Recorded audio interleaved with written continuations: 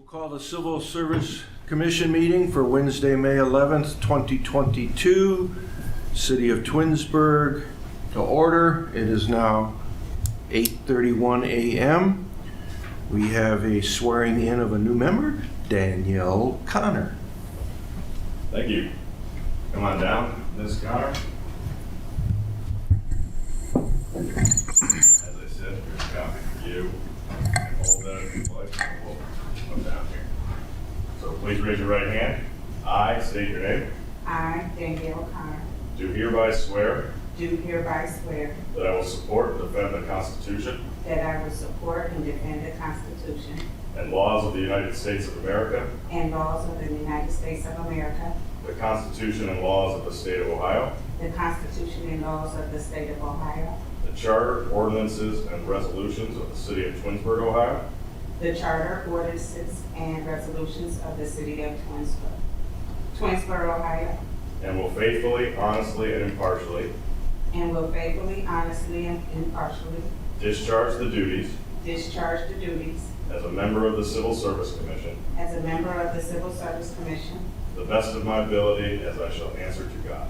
to the best of my ability as I shall answer to God. Congratulations. Thank you. All right, Danielle, you're official. That's a sign above on both.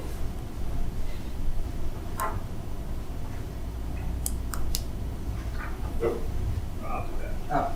You only got two jug handcuffs. Thank you.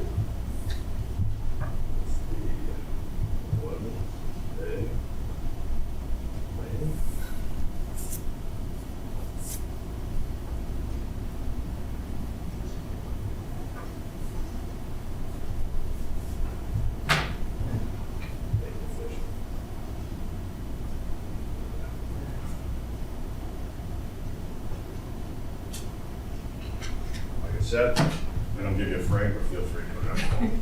Thank you. Thank you, Mr. Chair. Still Chair? So far. So far.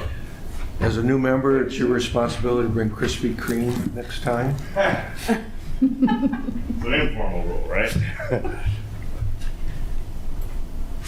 Okay, we'll have the roll call. Mr. Jasny, Here. Mr. Neese, Here. Ms. Connor. Here.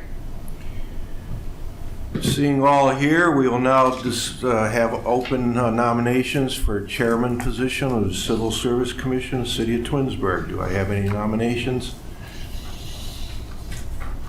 You can put your name on. Okay, I'll nominate Paul Neese. Paul Neese has put his name in for nomination of chairman. Any other names? Do we need to vote then, since I'm going? Okay. We'll have a vote for Paul Neese. All those in, oh no, do you do the roll call? I'll do a roll Roll call. call. Mr. Jasny, Yes. Mr. Neese, Yes. Ms. Connor. Yes. By a vote of 3-0, Paul Neese is the new chairperson of the Civil Service Commission. Congratulations, Paul. Hope you know what you're getting into. No. Do I need to change chairs with him now? No. Okay. All right, the meeting's yours. Okay, we have minutes in front of us from the last meeting. Have you guys had a chance to look them over? Yes. Any corrections, additions? No, I don't see any. Yep. No. Can we have a motion to approve the minutes? I approve the minutes for, or make a motion to approve the minutes. I'm second. Okay, Mr. Jasny, Yes. Mr. Neese, Yes. Ms. Connor. Yes. Minutes approved by a vote of 3-0.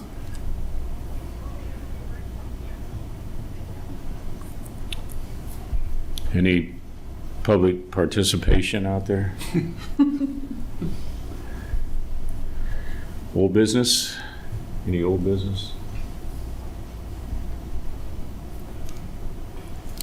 New business, There she is. Our new business is here, Mr. Chair. great timing. Yeah, good timing. Yeah, that's perfect timing. Oh, I tried. And quite an entrance. Good morning. Good morning.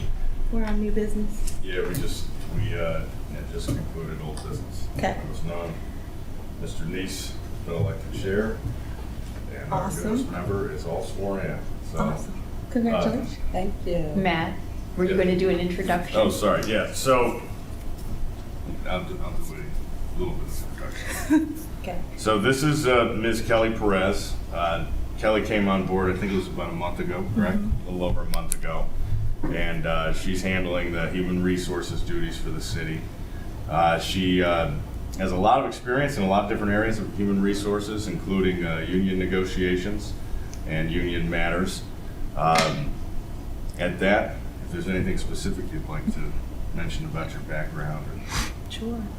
Oh, sure. So I've been in human resources for about 8 years. I started off my career as a human resources consultant in the Cleveland area. I got to work with a lot of businesses, for-profit, not-for-profit. So it was a great experience. And then for the past 2 years, I worked for a private family-owned company out in the Canton area before coming here. So this is my first experience in the public sector, so I'm excited to learn all there is to learn. And so yeah, that's a little bit about me. I'm living in Akron, which there is currently construction all over the city. So part of me being a little behind this morning. And I live with my dog Rex in Akron. He's a pit bull. He's a sweetie pie. So that's a little bit about me. Welcome aboard. Thank you. Welcome. And then I guess for new business, there were a few things that I wanted to talk about. So back in February, the dispatch department hired a provisional employee, Sharon Bassett-Cannon. At the time, there were many vacancies in the department, and it was causing a little bit of struggle with schedules and things like that. So we did make a provisional hire of Sharon. So we wanted to make you aware of that. We'll send a formal notice to the commission, but we wanted to bring it up today too. With that being said, we are planning to host a dispatch exam June and July. So that'll give Sharon the opportunity to take the exam within the 6-month time frame that she needs to take it per the civil service rules. And it'll also give us the opportunity to get some additional candidates, because even with Sharon being able to take the exam and be hired in appropriately, we still need 2 more hires to fill the department. So they're running pretty short, but we are going to do the exam, and hopefully, by the end of July or so, we'll be in a better place. And then the last thing that I wanted to talk about was the background screening process for the fire department. So I think the police department used to do their background screens for their new hires, but they kind of got backlogged in their own work. So then the fire department started to do their background screens internally within their department, and now they're backlogged. And it's generally been my experience that the background screening process does go through the Human Resources Department. So Assistant Chief Basso and I have been talking about shifting that over to the Human Resources Department, getting an outside vendor to do it for us, and for Human Resources to kind of take ownership of that process. I'm not sure budget-wise how that's going to work with whatever vendor we choose, but we just wanted to make you guys aware that that's another topic of conversation and something that could potentially change. Any questions? You said the exam will be June or July. You don't have a specific date yet? So it'll definitely be up in June and July. We're hoping to get it up toward the end of this month. We just have to finish the paperwork process on our end. So we're hoping to get it up sooner, but it will definitely be up in June and July. But no, we don't have a definitive date. We're just getting the paperwork completed to get the test up. How many are they looking to hire? 2 in addition to our current provisional hire.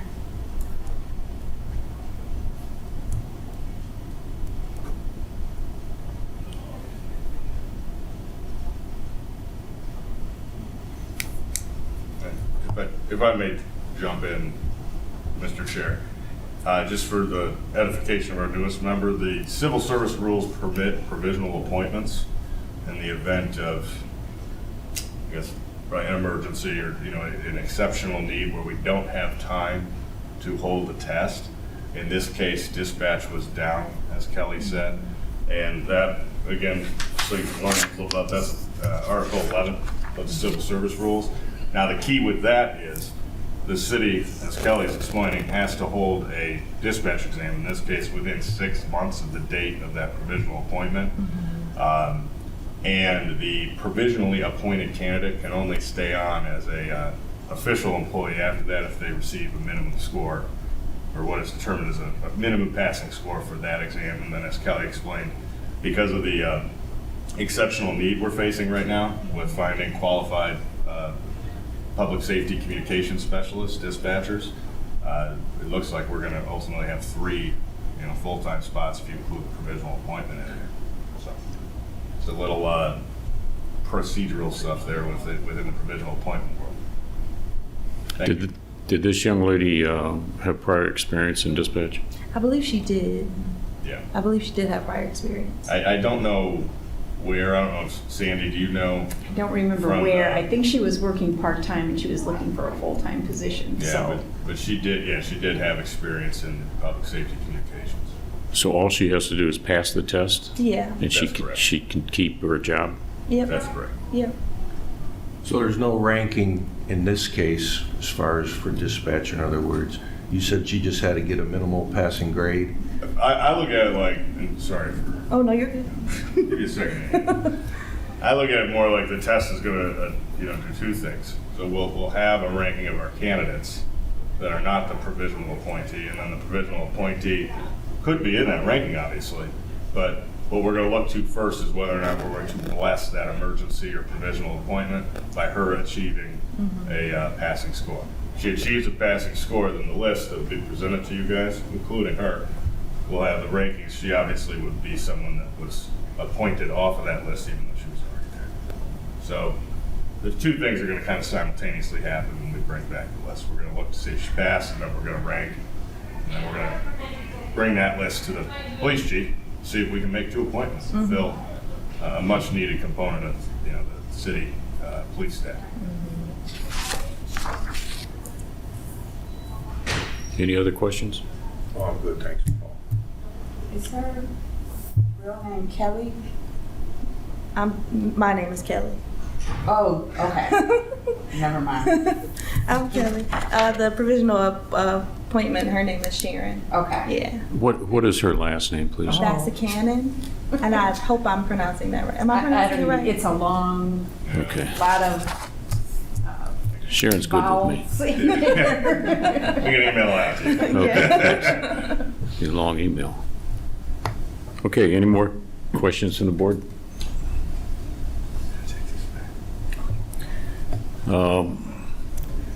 Kelly, do you have anything else? Nope, that was it. Let's move on to miscellaneous. Any miscellaneous? Yes, sir. I have a brief update on behalf of Kelly and I. I'll take the lead because of the legislation on this one. So last night, the council approved entering into 3 MOUs with the police units, so patrol, dispatch, sergeants.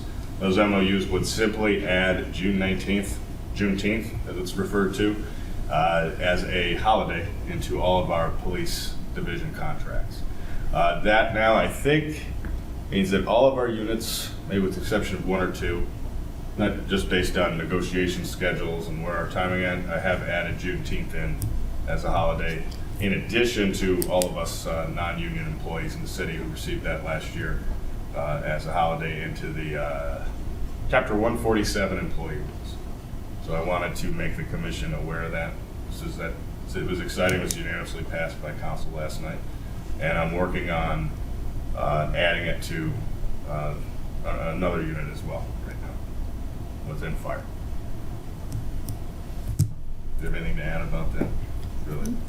Just adding a holiday into the list of holidays in the bargaining agreement. Cool. Thank you.